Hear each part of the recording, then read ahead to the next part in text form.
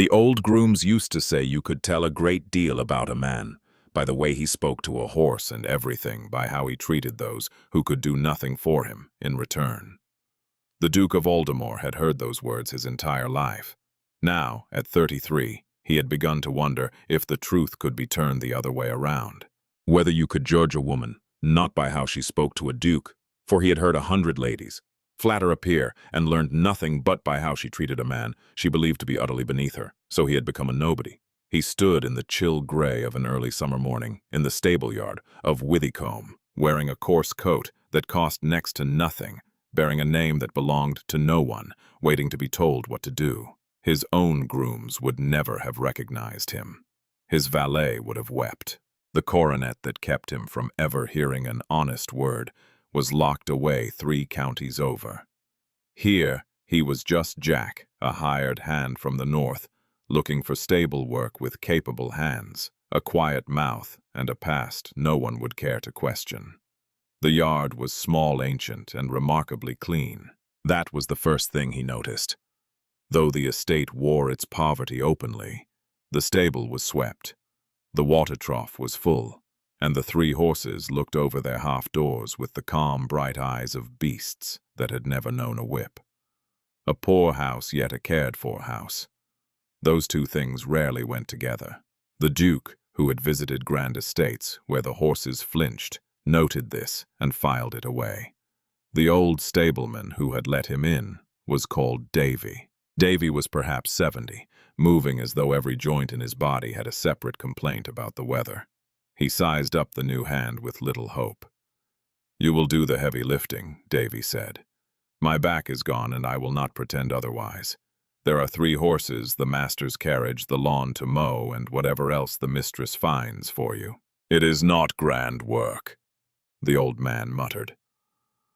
"I did not come for grand work," Jack replied. "No," Davy agreed, looking down at hands that were not quite those of a laborer. He studied Jack's face, which revealed nothing, and decided with the quiet resignation of the very old to ask no questions. "No, I do not suppose you did," the old man said, pointing. "Well, there is the pitchfork." Julian took the tool. He had not held one in 20 years. He set to work mucking out a stall in the dim light, warm horse steam rising around him as the morning broke green and wet over the orchard wall. Somewhere in the house a window creaked open, and a woman's voice, low and calm, called out a greeting. The day at Withycombe had begun.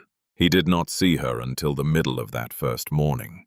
He was leading the old carriage horse to the paddock, when she came down the path from the kitchen garden, carrying a basket of cut herbs. Julian stopped, stepping aside, as servants must when the family passes. He kept his eyes on the gravel, waiting for her to go by in the way. Wealthy folks always passed him as if he were merely an obstacle in the path. A post, a gate, a fixture that opened and shut without requiring a second glance.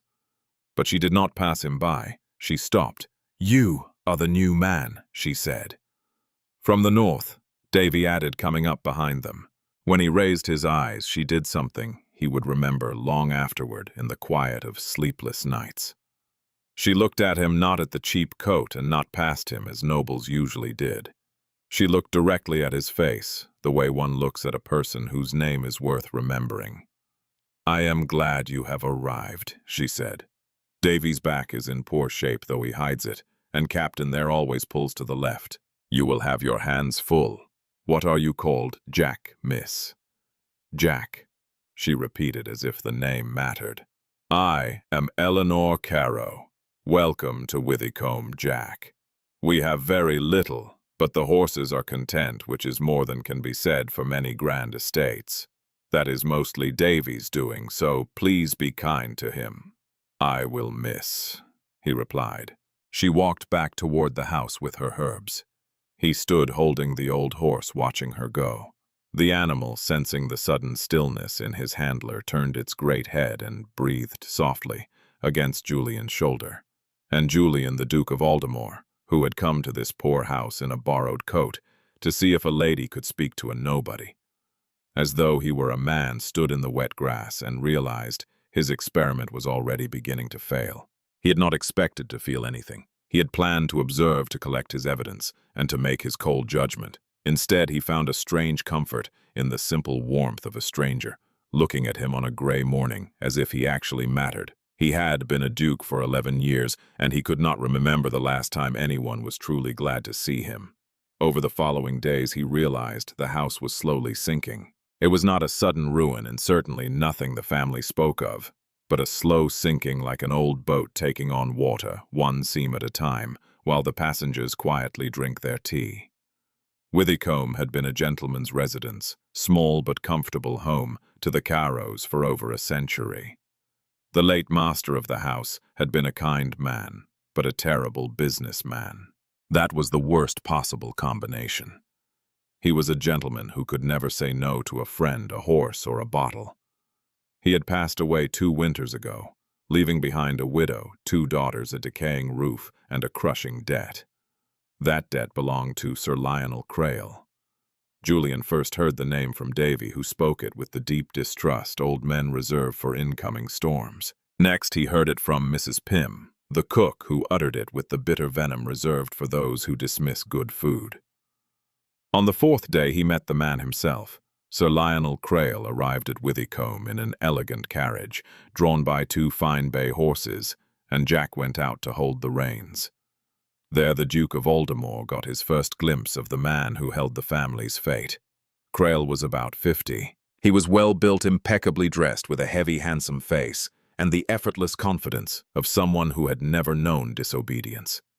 He climbed down from the carriage and handed the reins to Jack without a single glance.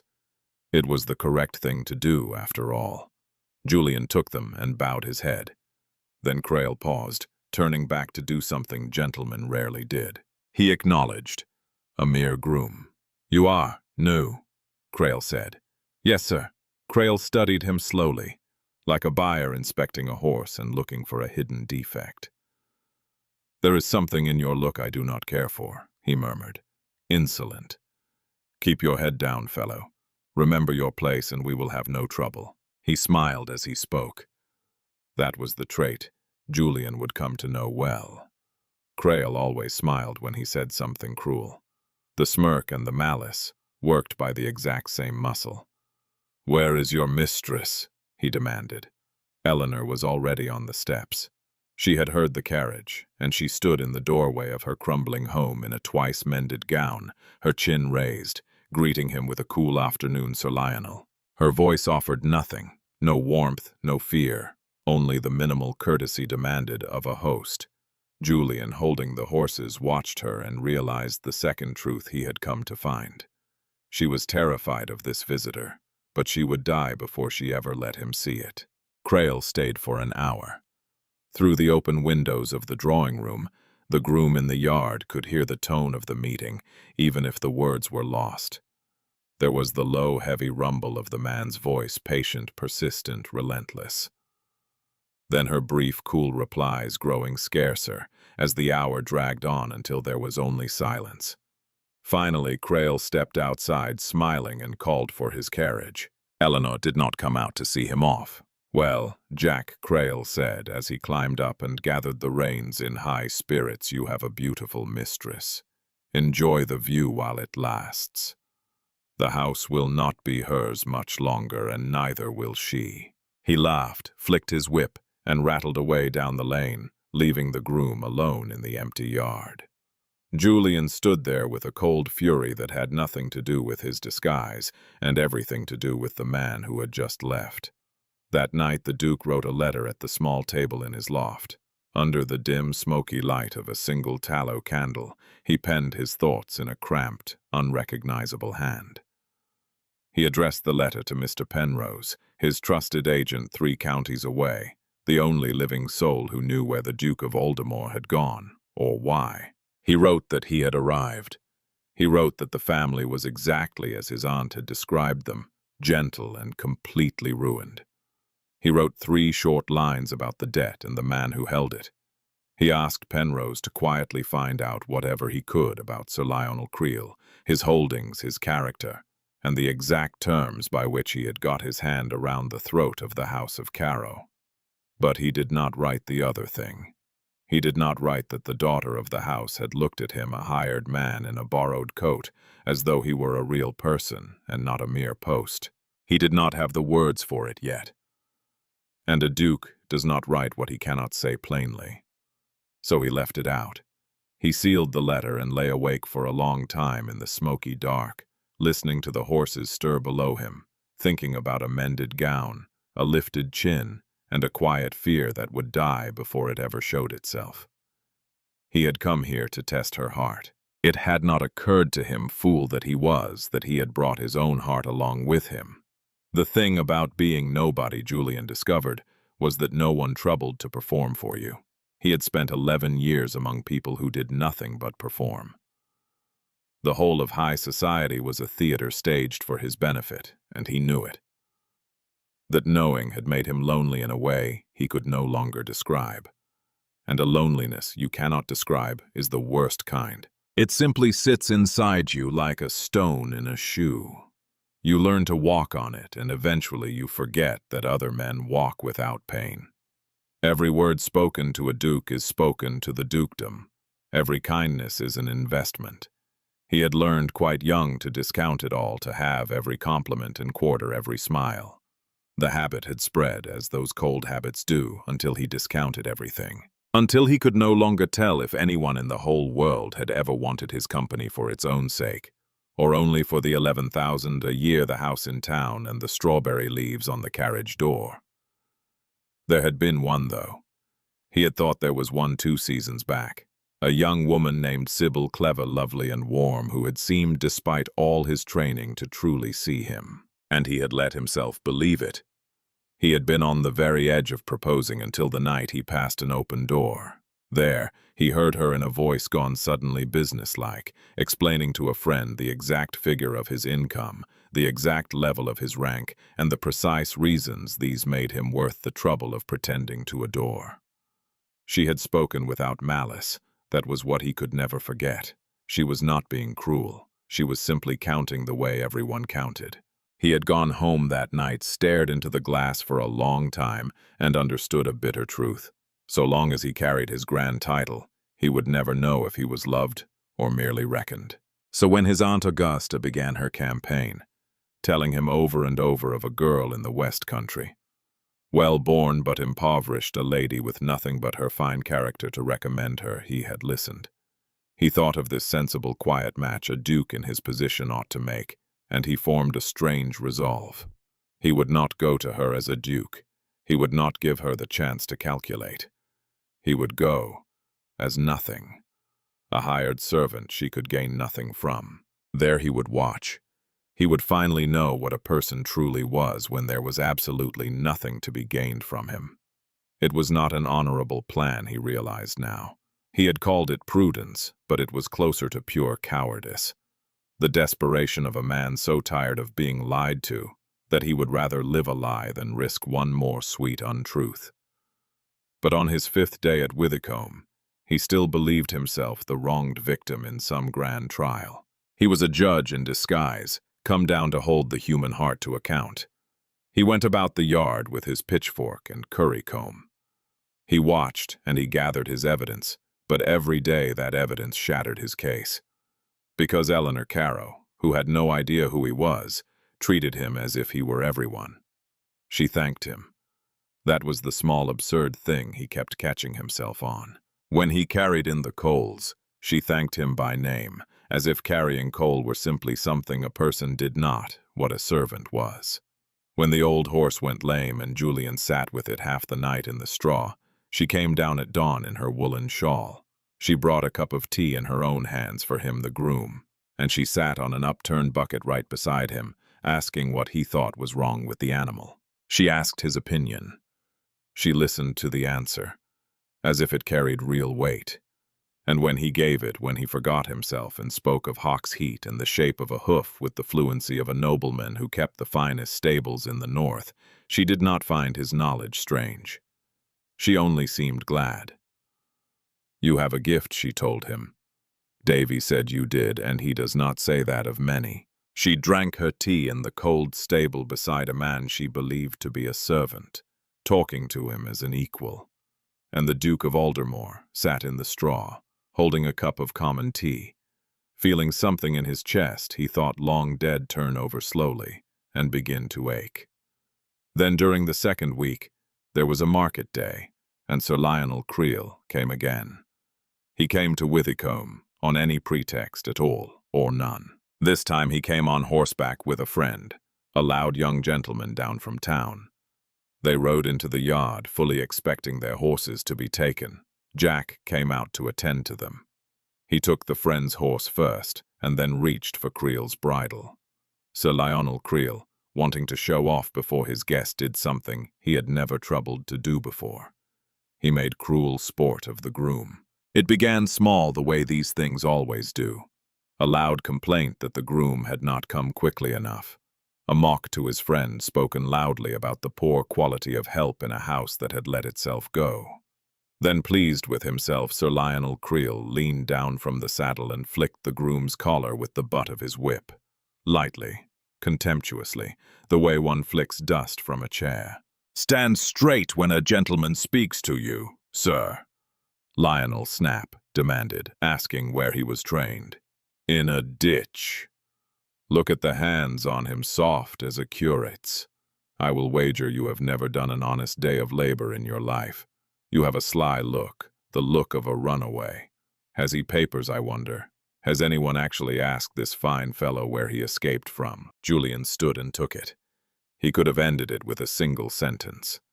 He had only to lift his head and speak his real name, and that loud young guest would have fallen off his horse while Sir Lionel Crayle went white as ash. The Duke of Aldemore felt the words waiting in his mouth, the glittering weight of his title ready to strike down this smiling cruelty like a hammer. It would have been so easy and so incredibly sweet. But he did not say it. He held the horses, stared at the ground, and let Crayle flick his collar and call him a runaway. That was the price of this borrowed coat. A duke who cannot bear for 1 hour what a groom bears every day has no business wearing the coat at all. Julian was beginning dimly to understand that he was learning something here that no amount of bowing had ever taught him. He was seeing the world as it looks from below. And then Eleanor Caro came out. She came out at the sound of that loud voice and took in the scene in a single glance. The mounted men, the whip the groom, standing with his eyes down and his jaw set. Color rushed into her face. Not the pale color of fear that Crayle usually raised in her, but a different color entirely. She crossed the yard. She did not raise her voice, and what she did was far worse than shouting. "Lionel," she said quietly, "you will take your whip off my servant." The yard went absolutely quiet. "My dear Miss Caro," Crayle began with a smooth smile. But she cut him off. "He is not your fellow. And he is not from a ditch.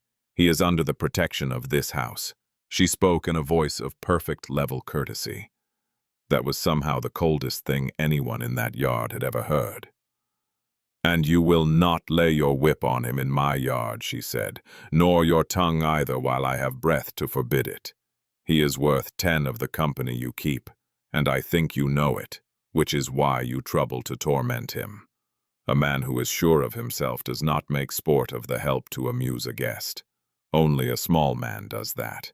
Now you have had your horses held. You may get down, come in, and be civil, or you may turn and ride home. But the choice will be civility or the road, Sir Lionel, and nothing in between. Not ever again in this yard while it is mine."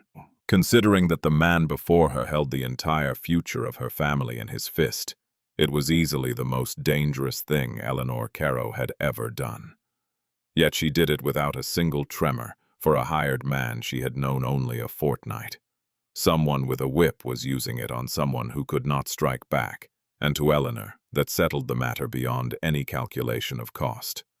Crayle's smile did not fade, but his eyes shifted. Julian, watching closely, saw the man recalculate. He saw him realize he had overplayed, and saw the ugly malice of a vain man deciding to retreat and to remember. "You are tender of your servants," Crayle said at last lightly. "It does you credit, and I am sure he is a paragon." He gathered his reins, looking down at her. "We will not stop after all. "Good day, Miss Caro. I shall call again when the house is in a sweeter temper." He turned his horse and rode out with his companion, yet his threatening presence lingered in the dusty yard like gun smoke. Eleanor let out a long breath. Turning to the groom, her cold fury vanished all at once, leaving her shaken by her own sudden daring.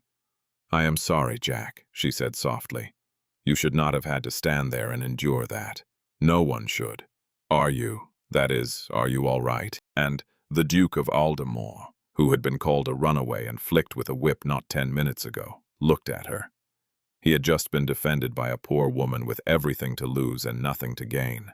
Finding his voice was not entirely under his command, he could only say, "Yes, miss. Thank you, miss." "You needn't thank me," she replied. It was only the truth. She went back into the house, never knowing she had just spoken to a duke, as though he were a commoner, and defended him as though he were royalty. Standing there in his ruined disguise, with 2 horses to tend the man himself, realized that in all his titled life he had never received a gift he valued half as much. We will take a very short break now. If you want to hear more of this story, please subscribe to the channel. Soon after, he forgot himself. The vicar had come for dinner. Afterward, because the family was too poor to keep a stableman, Eleanor herself went out to the yard in the gathering dusk to watch the vicar's carriage brought round. While they waited, she began to talk in her easy, natural way, as if a conversation between a lady and a groom in the twilight were the most ordinary thing. Somehow they began discussing a line of poetry. Weary and off his guard, the long summer dusk and her quiet presence loosened something in Julian. He finished the line of poetry for her. Eleanor went silent. Too late he realized his mistake. A groom did not finish a lady's verses. He waited for the inevitable questions, "Where did you learn that, and who are you really?" But he had his lie prepared. A clergyman father, a charity school, a fall from grace. He had the whole story ready and waiting. But she didn't ask. She simply looked at him in the deep blue twilight, some unreadable emotion passing over her face. Then she said softly, "You are a strange sort of groom, Jack." She did not say it as an accusation, but with a quiet tenderness, the way one might speak to someone they had decided for reasons of their own to let keep their secrets. Then the vicar came out, breaking the spell. She helped the old clergyman into his carriage and bid him good night. As she turned to go back inside, she touched the new groom's sleeve, a brief, light gesture, like one would offer a friend. "Good night, Jack," she said. "Thank you for the horses." Then she vanished into the house, leaving him alone in the dark, his sleeve still burning where her hand had rested. That night he did not write to Penrose. He sat by his guttering candle and wrote nothing at all.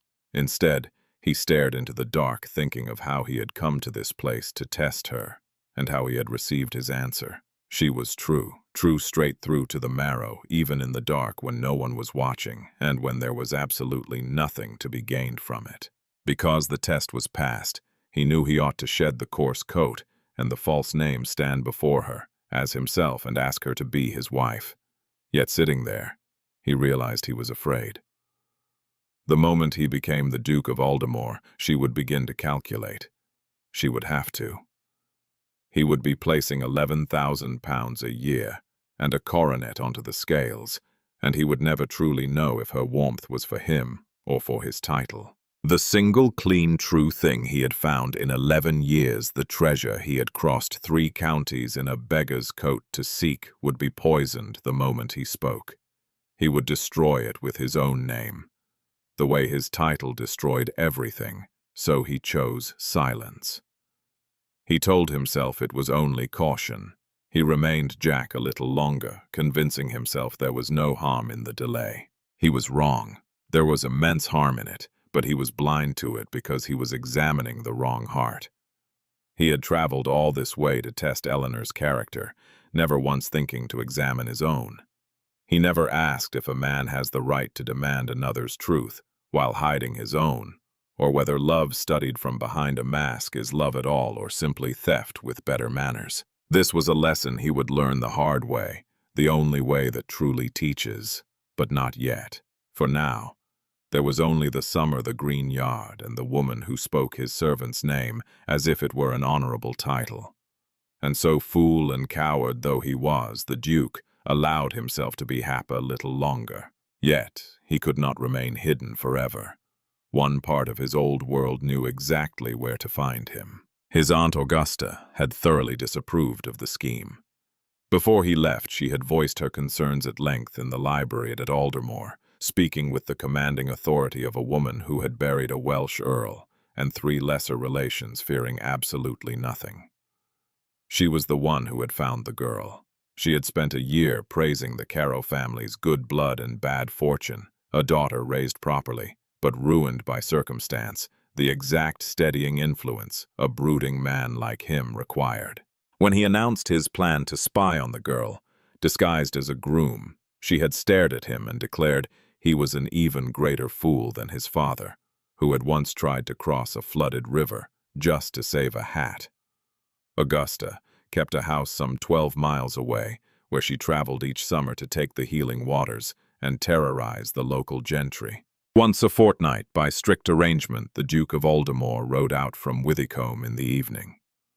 Traveling as plain Jack on a borrowed horse, he would slip into a quiet lane, once out of sight, meet his aunt's carriage and climb inside. There, in the dimming light, he became a duke again for a single hour while his aunt delivered her blunt opinions. "You look dreadful," she told him during their second week. "You look like a man with a conscience." "I never knew you had one." "What has happened?" When he replied that nothing had happened, she scoffed. "Something has certainly happened to your face. You have the same look your uncle wore when he lost money he could not admit to. Tell me the truth. Is the girl a disappointment? Have I sent you to court a shrew?" I would be highly surprised, as 3 reliable sources praised her. "She is no disappointment," Julian muttered, staring out the carriage window. His aunt watched him with sharp, bright eyes that had missed very little in 70 years. "Ah," she murmured, after a quiet moment, her tone completely changing. "I see. She is not a disappointment at all. In fact, she is far worse. She is the real thing." Augusta let those words settle in the air. Then she spoke more gently than usual. "And so you sit in a stable in a borrowed coat, letting her fall in love with a groom, while a hidden duke judges whether she is worthy of his title. Julian, my dear boy, do you hear yourself? Do you not see how wrong this is?" "I am only protecting myself," he defended. "You of all people know why. I know that a calculating woman hurt you once," she replied, "and you have decided to punish the entire sex ever since." Augusta spoke crisply. "Yes, I know all about Sybil. She was a cold, calculating little machine of a girl, and you are well rid of her. But she taught you the wrong lesson, just as deep wounds always do. You decided that no one could ever love you for who you are, and so you have arranged things so that the one woman who might actually love you can never be told your true identity. This means that even if she loves you, you will go on doubting her. You will always tell yourself she only loved the illusion. Do you not see the trap you have constructed? A doubt that no amount of truth can ever cure. You will be loved, yet you will dismiss it as mere ignorance. It is the most clever way I have ever seen a frightened man. Ensure he is never happy." The carriage rattled onward through the green dusk. Julian remained silent because there was simply nothing to say. The old woman had reached deep inside him and named the exact truth he had refused to face. The bottomless trap, the doubt he had built a home inside of. "Tell her," his aunt urged him. "Tell her soon before some circumstance forces your hand, because something always forces it, and a truth dragged out of a man is worth nothing. It is merely a confession caught in a trap. Go to her as yourself, and let her calculate if she must. Trust her, you great coward. Trust her to come out on the right side of the ledger, because from everything you have spent the last half hour telling me, she certainly will. Tell her, Julian, before the world does it for you." But he did not tell her. Not then, though he fully intended to. He rode back to Withycombe in the dark, his aunt's words weighing on him like a sentence. He truly meant to shed the coat and speak, but tomorrow was ordinary, and the next day too. It is easy to delay a hard truth for one more quiet afternoon. Then the days ran out all at once with the rain. For Eleanor, the summer became a slow closing of doors. She kept silent. In the 2 years since her father died, she had learned that speaking of a fear only feeds it. A woman holding up a sinking house must above all keep her face. If her mother saw even a glimmer of despair, she would break. Then Lucy would see her break, and their fragile illusion of survival would shatter. So she kept her face. At night while they slept, she did the accounts. By morning she made sure the brutal math did not show on her face.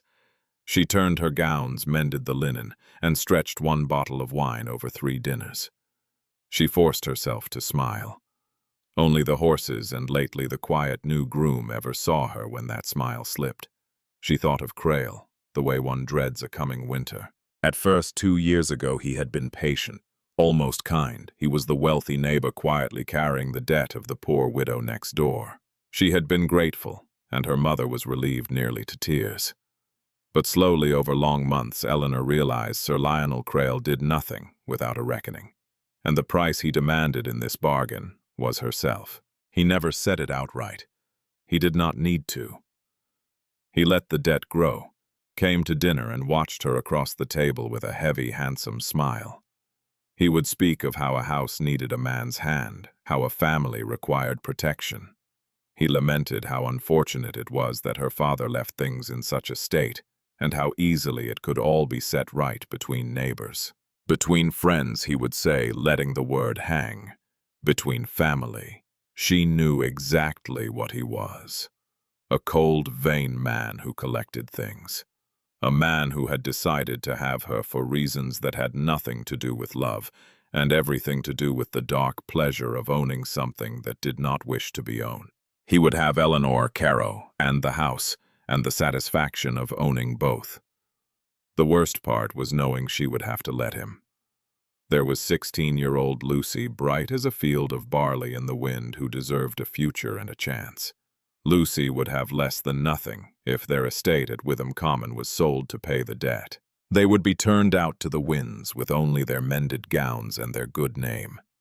Not a penny left, and her mother could not survive it, having already buried a husband. She could not bury her home, too. Eleanor was 23, the eldest, and the survival of the house rested entirely on her shoulders. And Crayle was offering the only lifeline, but that lifeline was himself. A woman who refuses the only rope because she dislikes the hand holding it is indulging a luxury her family cannot afford. By midsummer she had nearly decided. She would take the rope. She would marry a man she did not love, to save the sister she did, keeping her way steady the entire time. No one would ever know the cost. To her, that was simply what it meant to be the eldest, the one who held up the roof. In stories, people choose between love and duty. In real life, it was much simpler. Love was never even on the scale. There was only duty, the dread of the man and the rope. Lucy made it harder by remaining innocent, which was the cruelest part of keeping a face. The people you protected went on living lightly, which was the entire point. But that lightness, bought with your own held breath, twisted like a knife every time you saw it. Lucy, at 16, knew money was tight, but only as a passing storm one waits out.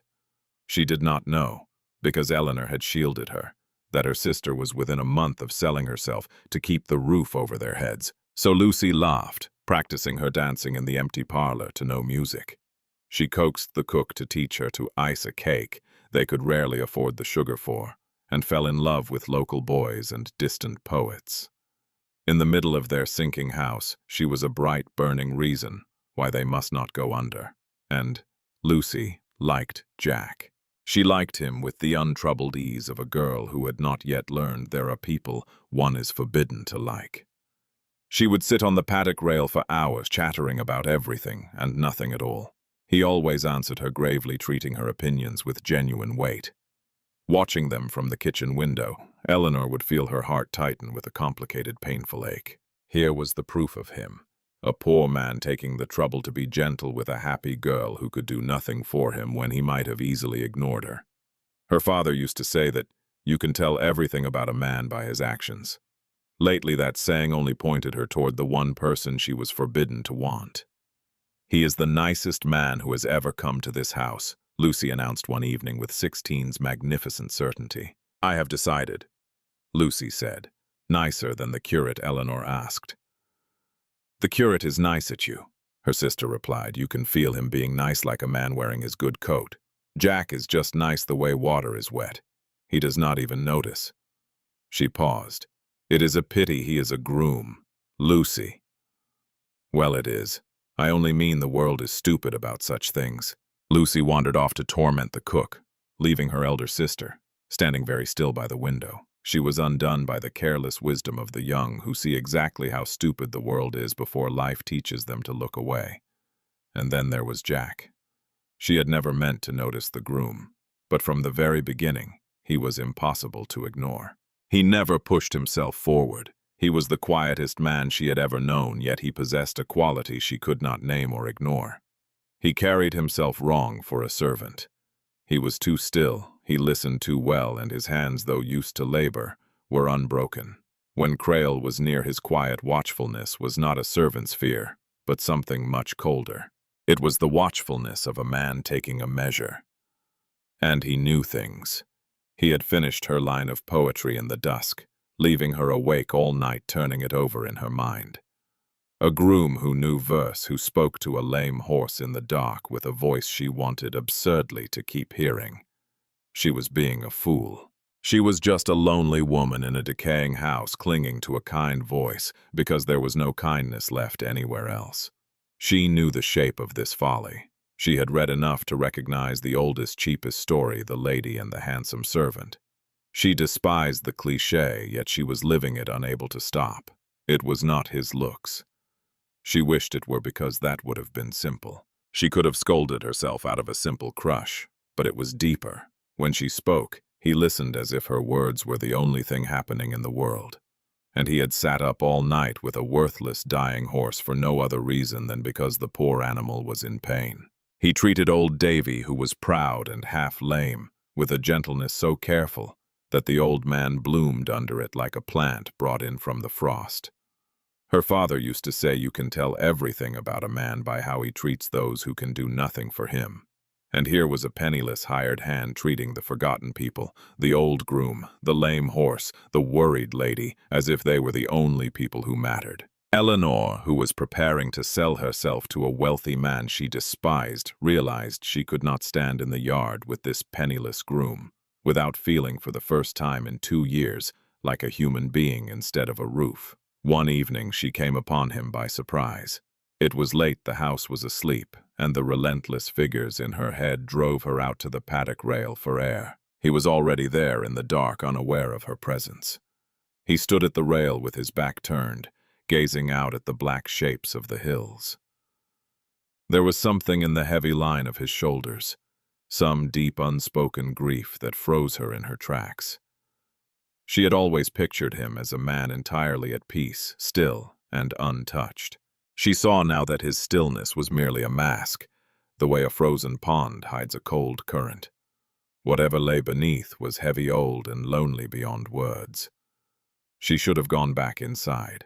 A lady does not intrude on a servant's private hours, but she lingered. Stepping to the rail, she stood beside him. He startled, trying to straighten back into the servant role, but she stopped him quietly. "No, stay," she said. "It is only me." Something in her, some silent bond of the sleepless, made him stay. They stood together in the warm night as an owl swept past. "You are far from home, Jack," she said softly.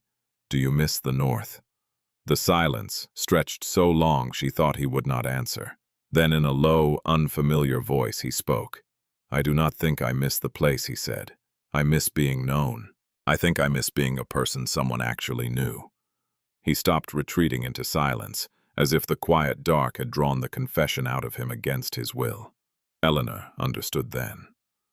She had been allowed a fleeting glimpse through a door he kept barred to the entire world, and behind it lay the exact same thing hidden behind her own locked door.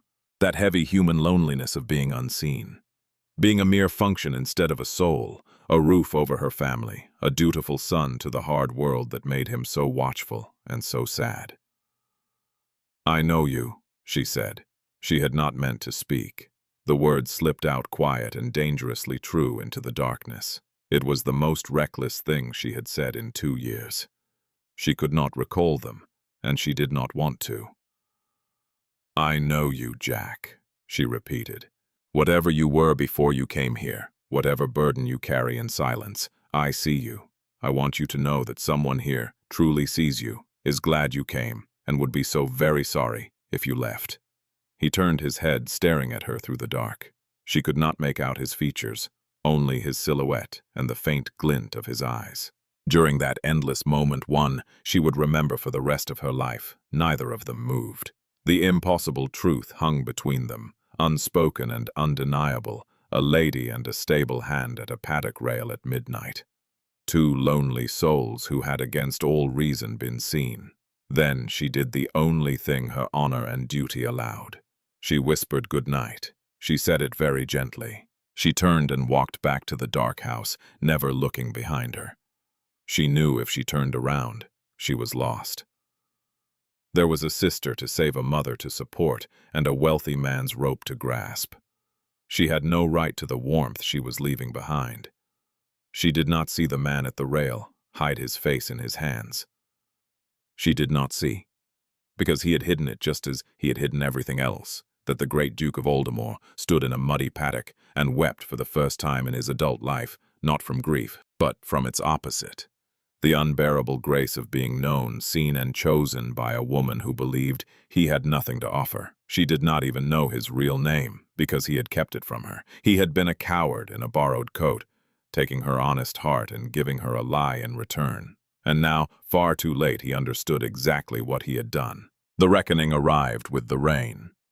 It had been a wet week, turning the lane to Withycombe to thick mud. On Thursday, Sir Lionel Crayle returned. This time there was no patient smile. He brought a paper. Eleanor was in the hall when he was shown in, dripping wet, grim, his heavy face entirely empty of warmth. He did not bother waiting for the drawing room or any polite courtesies. He thrust the paper into her mother's hands right there in the hall.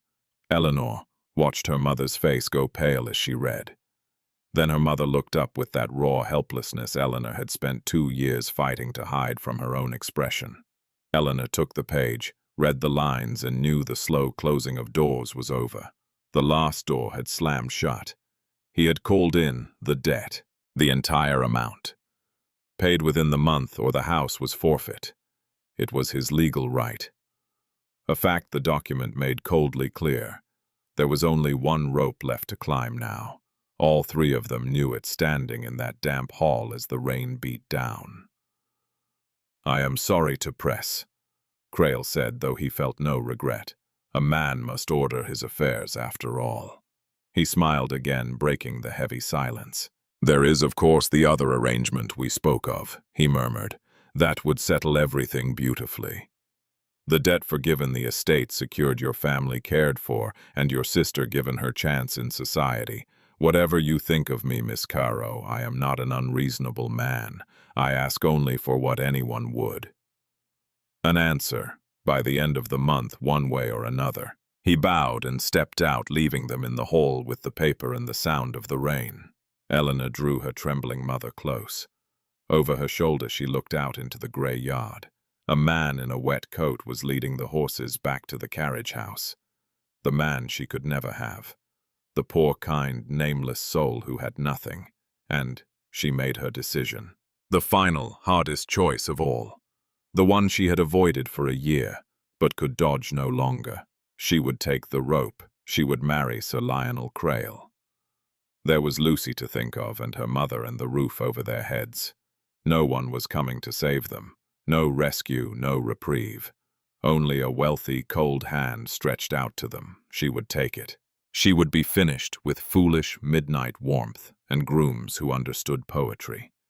She would keep her composure, and that would be the end of it. The next morning she went to the stables. She had not planned on telling Jack, but found she could not keep it inside. In the pale morning light she stood at the stable door and spoke. keeping her voice completely level. "I am marrying Sir Lionel Crayle. The announcement will be made at the end of the month." She watched the news hit him, saw his usual stillness turn absolute. Forcing herself to continue, she knew that if she paused now, she would never finish. "I wanted you to hear it from me first," she said. "You have been a good friend to this house, Jack, and to me. I will ensure you are kept on here no matter what. He will not dismiss you. I will make it a condition of our marriage." Her voice finally began to falter. "You have been kind to me," she whispered, "and I have known so little kindness lately. I will never forget it. I am so sorry. I am truly sorry." She could not finish the sentence. There was no proper ending she was permitted to speak. So she stood in silence, and they looked at one another across the straw in the grey light, the lady selling herself to save her home, and the groom she would have chosen in any other life. Neither spoke the truth, because it could not be said. That unspoken truth was the loudest sound in the quiet morning. Then Jack did something extraordinary. "Don't," he said. Just that single rough word torn from him. A word no servant had the right to speak to the master's daughter. "Don't." He took a step forward, his composure entirely shattered. His face open and raw with heavy emotion. "Eleanor," he pleaded, "please do not marry him." "Listen to me, there is another way," he stammered. "I can explain, I have to tell you." Eleanor realized with sudden alarm that he was about to confess something. He was ready to throw away his positions, his entire livelihood for her sake. She could not allow it. She could not let this poor man ruin his life for a love that could lead nowhere. She cut him off with a raised hand. Her face turned away as she spoke the hardest words of her life. "There is no other way," she said. "Do not make this harder, Jack. There is nothing you can do. You have nothing. I know you would help if you could, and that is why I cannot let you speak. You have nothing to offer, and I have a family to save. That is the whole truth of it," she added. "There is no use in either of us pretending the world is different than it is. You have nothing." She spoke the words to be kind to release him, and closed the door completely. She wanted to spare them both the agony of a hope that had no foundation. She spoke it as a simple, painful truth, the reality that had ruled her life, and his too, or so she believed, the iron law of having nothing in a world that demands everything. She did not realize she had just spoken the one sentence the Duke of Aldemore could not bear to hear, because it was a lie and he had made it a lie. He stood before her with £11,000 a year, a noble title, and the power to lift her family out of ruin with a single stroke of his pen. Yet he had let her believe he was penniless. He had let her mourn an impossible love that was not impossible at all. It was only prevented by his own deception. Now, she was preparing to sell herself to a man she despised, spending her life under the cold hand of Sir Lionel Crayle, all while Julian could have saved her family with the truth at any point over the last 6 weeks. He had kept silent simply to protect himself. He had been afraid to be judged for his status, wishing only to be loved as a commoner. He had never considered the cost of his game to the woman he was playing it with. Standing in the damp straw, he looked at her as the entire structure of his clever cowardice finally crumbled. "Eleanor," he said softly. He reached up, removing the invisible mask he had worn for the last 6 weeks. No hat. There was no hat at all, only some final screen falling away. When he spoke again, his voice had changed completely. It was no longer the careful tone of a stable groom. It was lower, surer, older, the voice of a man accustomed to absolute obedience. And it terrified her, coming from the person she thought she knew. "My name is not Jack," he said. "I have lied to you. I have lied to you since the morning I arrived, and I would give my soul to take it back. But I cannot, so I will give you the truth instead. All of it right now, and you may do with it whatever you think I deserve." He drew a long breath. "My name is Julian. I am the Duke of Aldemore. I came here in this cheap coat and this lie because I was a coward, a fool who had stopped believing anyone could love him for himself rather than his title. I devised a miserable, dishonorable test, and I made you the subject of it without your knowledge. And you You passed it. You passed it on that very first morning. You have passed it every hour of every day since. Yet I kept lying to you. I was terrified that the moment you discovered what I really am, you would stop looking at me the way you do now. In my cowardice, I let things come to this.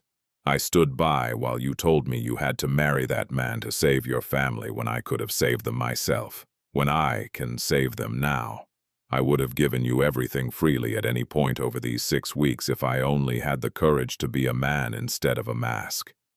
I have wronged you beyond forgiveness, and I know it. I am not begging to be forgiven. I am only here too late to finally stop lying. The silence in that stable was the heaviest silence Eleanor had ever known. She did not faint, she did not weep, and she did not run to him like a woman in some storybook. She just stood perfectly still.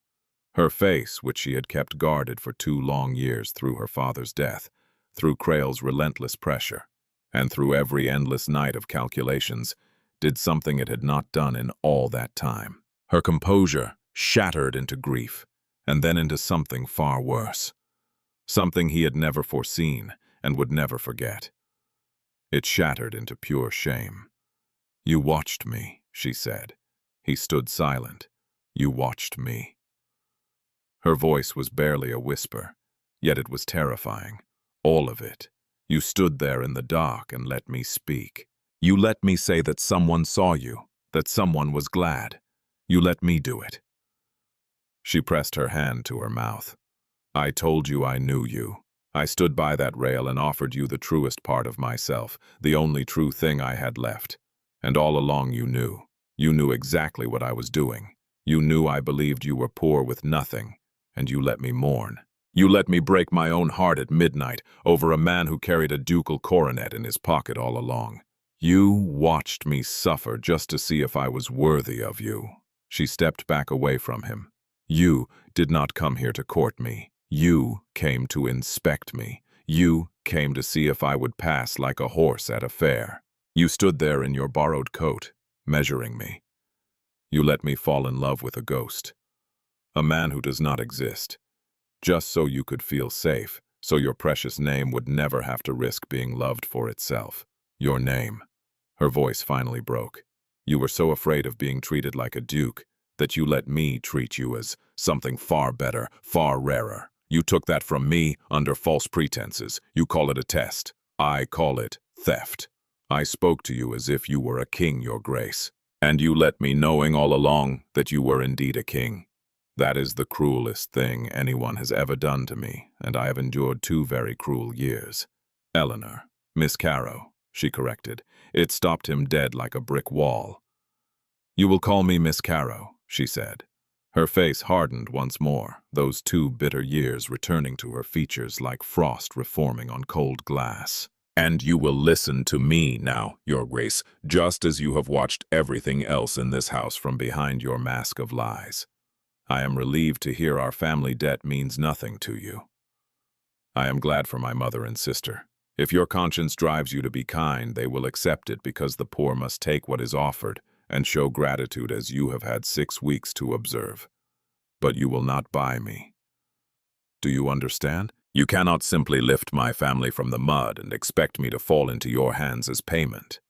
That your grace would make me the exact creature you desperately hoped I was not a woman who can be bought for a settled debt.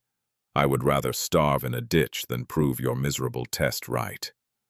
You wanted to know if I could love a man with nothing. I could and I did. But I cannot love a man who would watch me suffer just to be sure of my heart. Good day." She walked out into the rain, chin held high, wearing those 2 guarded years like armor. The Duke of Aldemore stood in the straw of a pauper's stable, wearing a pauper's coat, realizing he had finally received exactly what he came looking for. The raw truth of a genuine heart. He realized that a pure heart once wronged is the heaviest burden a man can bear. He did not follow her, he possessed at least that much wisdom. Some apologies must not be rushed, for haste is merely another way of serving the self, and he had indulged his own ego quite enough. Instead, he went to do the one thing that demanded nothing in return. No one witnessed the meeting between the Duke of Aldemore and Sir Lionel Crayle, and Julian never spoke of it. Yet the results were obvious within a week. The Duke offered no threats, at least none a magistrate could define. He simply sat in Crayle's cold, elegant drawing room as himself, wearing his own fine coat, with his true name printed on the card that had so stunned the footman. He bought the Caro debt. All of it. He paid far more than its actual value, for a man like Crayle does not surrender power cheaply. Julian paid without haggling. The money meant nothing to him and never had. That, he now realized, was the core of his sin. Once the deed was in his hand, the document holding the Caro family in its grip, the Duke did not keep it. He had a clean copy made and sent the original deed directly to Mrs. Caro, accompanied by a letter. Written in the plainest language, the letter stated that the debt of Withycombe was fully discharged. The family owed nothing to anyone. Their home was theirs free and clear forever. This was a matter of basic justice, correcting a wrong by a neighbor who used debt as a shackle. It came with no conditions whatsoever. No Caro owed him a single penny, or even a thank you, and they never had to look upon his face again. He set them free. He freed them with absolutely no strings attached, no claims, no expectations, holding nothing back, to be redeemed by a daughter. With the meticulous care of a man who finally understood his own crime, he ensured that when Eleanor Caro next made a decision, any decision regarding her life or her heart, she would do so as a completely free woman. She would need nothing, owe nothing, and be beyond any purchase. Whatever she chose would be entirely her own, untainted, the way a true choice ought to be. Then he packed his borrowed coat into a bundle. He gave old Davy every coin in his purse, along with a letter of recommendation that would have stunned the old stable hand. Having his own horses brought, he prepared to leave. He had done the one honest thing, and had no right to demand more. A man who has freed a woman does not linger waiting for gratitude, for that is merely the old theft in a prettier coat. He was in the yard, mounted, turning his horse toward the lane, when she emerged from the house. She stepped outside bareheaded into the clearing, weather the rain ending as the light broke through. Standing on the very step where he first saw her, she spoke, "Your Grace." He stopped his horse. "You are leaving," she said. "Yes.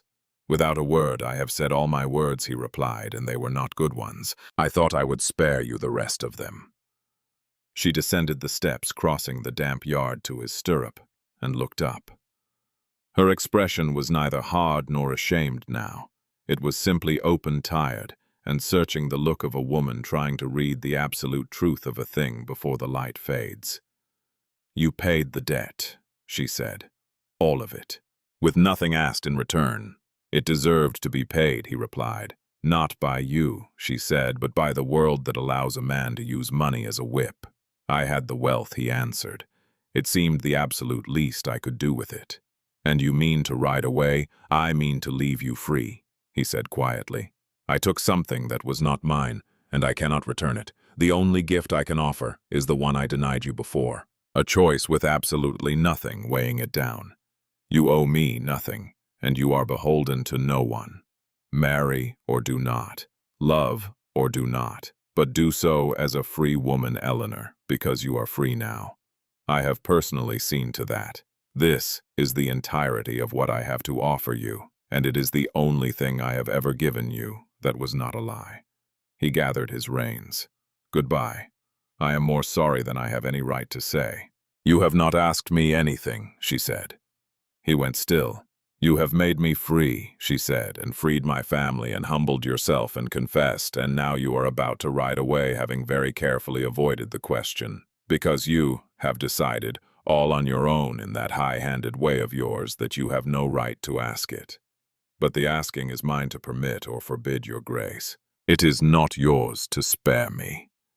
You took a great many choices from me these 6 weeks, and I will thank you to leave me this one." The Duke of Aldemore looked down at Eleanor Caro in the wet, bright yard, and something came up in his ruined face that had not been seen there in 11 years, a thing close to fear, and closer still to hope. He got down off his horse. He got down and stood before her in the mud, not above her now but level with her. a man and a woman in a yard, and he said with the whole of his battered heart, "Then I will ask it, and you may do with it what you like." Eleanor Caro. Knowing what I am and what I did, and the coward I was, and the lie I told, and the wrong I cannot undo, could you in time, with no debt between us and nothing owed and nothing held, could you ever look at the Duke of Aldemore and see in him the man you said you knew? Because that man was real. I swear to you, he was the realest thing about me. The lie was the coat. The man at the rail was true. And he loves you past all sense and all forgiveness, and he is asking freely of a free woman whether there is any world in which you might love him back. The owl was long gone. The yard was full of light. Somewhere in the house, a window opened, and Lucy's voice called out something careless and bright, and was hushed. Eleanor looked at him a long time, and then she did the thing she had done on the very first morning, the thing that had undone him in the beginning, and undid him now, at the end. She looked at him, not at the coat, which was a duke's coat now, and not past him, but at him at his actual face, the way you look at a person whose name you intend to keep. "You are a strange sort of duke, Julian," she said, and it was an answer, and he knew it. The wedding was at the small church in the valley when the orchards were heavy and the hay was in, and it was not a grand wedding, because the bride would not have one, the bride having developed, as her new husband said, an unaccountable suspicion of grandeur. And the Duke of Aldemore, who could have filled a cathedral, stood up in a country church no bigger than a barn and married Eleanor Caro of Withycombe, before her weeping mother, her radiant sister, and one ancient groom in his Sunday black, who cried harder than anyone, and would never to his dying day quite understand how the quiet northern lad who mucked his stalls had turned into a duke. Except that he had always said, hadn't he, that the boy had a look about him. They did not sell Withycombe. Eleanor would not have it sold. It was repaired instead, the roof, the seams, and the leaking parts of it. And her mother lived there comfortably at last. Lucy had her season after all, broke a satisfactory number of hearts and married in time a man she chose for herself, and no other reason which her sister had made very sure was possible. Sir Lionel Crayle left the county before the year was out. He was not ruined. Julian had not ruined him, having discovered in himself somewhere in those 6 weeks a distaste for using power as a whip, even against a man who deserved it. Crayle simply found the neighborhood grown cold, his pleasures gone flat, and the one possession he had truly wanted lost to him forever. And so he went elsewhere, to be rich among strangers. Eleanor saw him only once more years later, by chance at a watering place, an older man alone at the edge of a crowded room. She found that she could not hate him any longer. He looked only lonely and small, like a man who had spent his whole life buying things in the hope that one of them would love him, and had never understood why none of them did. She inclined her head to him across the room. He bowed stiffly and looked away, and she let him be. There had been enough cruelty, and she had no wish to add to the sum of it, even his. At Aldemore, the great house in the north, there was a stable that the Duke kept himself, or kept a particular eye on, and a fine old carriage horse named Captain, who had been brought up from the West Country at unreasonable expense to live out his days in clover. And the grooms there learned that the surest way into the Duke's good graces was to be kind to that useless old horse, and the surest way out of them was to be unkind to anyone of any station who could do nothing for you. The new boys thought it an odd house at first, where the Duke himself would stop and take the pitchfork from your hands of a morning, and show you not unkindly the right way to do a thing. He seemed unaccountably to know how to do. They got used to it. Great houses have their ways. And sometimes on a fine evening, the Duchess of Aldemore would come down to that stable in her plain shawl, with 2 cups of common tea in her own hands. She would sit on an upturned bucket beside her husband in the straw, and they would talk the way they had talked the very first time, as equals, as 2 people, each of whom had once been seen by the other, when there was nothing in all the world to be gained by the seeing. And sometimes only, sometimes in the private dark, she called him by the name he had worn when she fell in love with him, the poor man's name, the nothing named Jack. and he answered to it more gladly than he ever answered to all his others, because it was the name of the man she had chosen when she believed there was nothing to choose. A man may spend his whole life among the bowing of the world and never once be given a gift so great as that. You can tell everything about a person, the old grooms used to say, by how they speak to those who can do nothing for them. A poor woman in a sinking house had spoken to a nobody as though he were a king, when there was nothing under heaven to be had by it, because that was simply the shape of her heart, and she knew no other way to be. And the nobody had turned out to be a duke, and the duke had spent the rest of his days trying, and not always failing to be worthy of the way she had looked at him on a gray morning, before she knew he was anything at all. That was the whole of it in the end. Not the title, not the test, and not the debt, the lie, or the rich cold man with his paper. Only a woman who treated a nobody as a king, and a man who learned too slowly, and only just in time, that the kingdom worth having was the one she had seen in him when he was no one. And it made all the difference. Thank you for listening to the story, all the way to the end.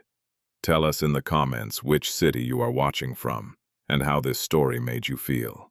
And do not forget to subscribe so you never miss our next tale.